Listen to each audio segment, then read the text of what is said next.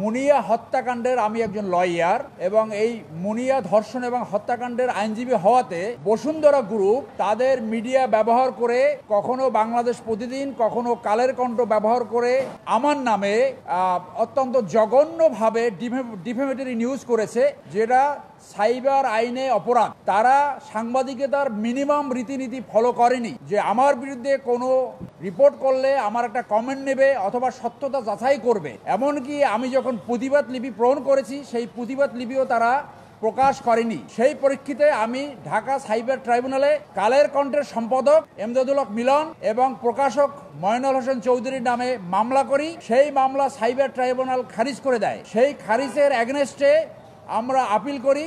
আজকে আপিল শুনানি হয়েছে।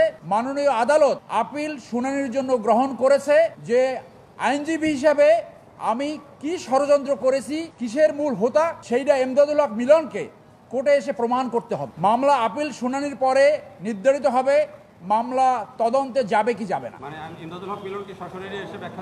না, আপিল শুনানি হবে, সে নিজেও আসতে পারে, তার লয়ার নিয়োগ করতে পারে, সেটা তাদের সিদ্ধান্ত। বিজয় 11 জাস্টিস মবিন সাহেব এবং জাস্টিস মাহমুদুল হাসান চৌধুরী এই কোর্টে আজকে শুনানি হয়েছে। জি, ধন্যবাদ।